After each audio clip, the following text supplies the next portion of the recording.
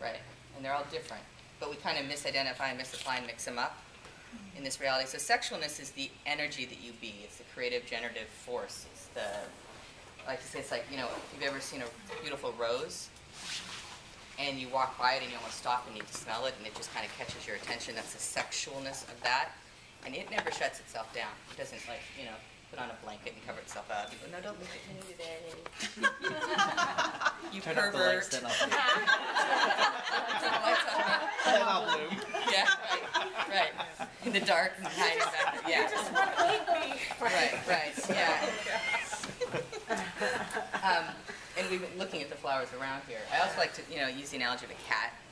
It's always like, cats that walk up and they rub up against you and they want to be petted, and then they don't. They just, they're gone. Right? Without a point of view, doesn't care about your day being good or bad or what you think about it or whether you like cats or not. Right? Especially if you don't. Right. You are not significant in cat world. Right. But they don't shut it down either. Yeah. Okay, so everything you've done to shut that down. How about what physical actualization of the terminal and eternal disease of your sexualness are you not acknowledging as the creation of your life, living reality, and the total annihilation of the joy of embodiment and the joy of your generative creative capacities you've always known as possible but never could have?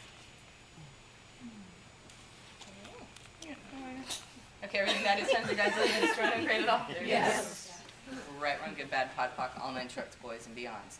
Now, sex is when you're flirting, being sexy, walking down the road, everyone's looking at you, you're flipping back and forth, that kind of stuff. That's sex. It's not copulation. Copulation, you guys get that one right. I don't have to explain that. Is that a demonstration? That's when you're putting the body parts together. Sex, what did I miss? Which one? Oh, sexuality is the judgments. That's the one that tends to get misidentified and misapplied. It's like the Playboy Mansion sexuality. That kind of, it's the judgments of male, female, who you will have sex with, who you won't have sex with, the judgments and the reasons why, the justifications of who, that's what sexuality is. That's what you see most of. That's what you're having less of, and you're stepping more in the sexualness. Have you noticed that you're more attractive now to people? Since you've been doing Access? Yeah. There's an energy of sexualness that is very attractive and very intriguing to people. It's just lovely. Walking home last night, I was walking up the drive and guys were looking. This guy yelled out to me from inside a restaurant. Wow.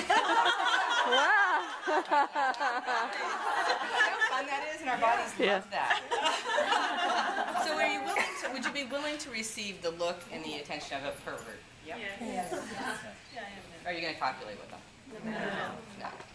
That's the thing is, it's just, we perceive the sexualness of someone as attractive, and somehow it gets twisted and you're supposed to have sex with this person. You're not going to have sex with a rose, you're not going to have sex with a cat. Right? I mean, there may be some really strange people out there, but that's, I've never met them. It's dicey. And most people aren't going to have sex with children either, right? That's, I know that occurs because people twist this stuff up. Right? So everywhere you perceive the twist up, in the heads of the people that noticed you and saw you and looked at you and shut yourself down because of what they were doing, right? So you're shutting yourself off because someone has a brain that's not working quite right, or has some weird programming, or that you're perceiving and not making sense of, that probably doesn't work for you or the planet, but you shut yourself down instead of making yourself bigger than them. Everybody you shut yourself down for because of the judgments, decisions, and conclusions you perceived in their universe. Would you be willing to uncreate and destroy all of that? Yes. Cool. Right, wrong, good, bad, pod, poc, all nine shorts, boys, and beyonds. Questions? Yeah. Well, since we're moving in that direction, so I did experience sex, oral sex with my dad when I was little, and then more stuff with my uncle, and then other people. It felt like I had this thing. And it was totally creeped me out. And did it totally creep you out or totally creep you out? I didn't that they had the feeling. Certainly with my dad, it totally freaked him out. So I know that I picked up that, but I didn't like it. And as young kids, we don't really have a point of view. I don't know how young you were. Yeah. As you get older, there's more points of views in there. But often, It's the energy that they have, the wrongness they're making, the freak out they're doing. They know in this reality that is a total wrongness. You know, anyone over the age of like 7 or 8 kind of gets it.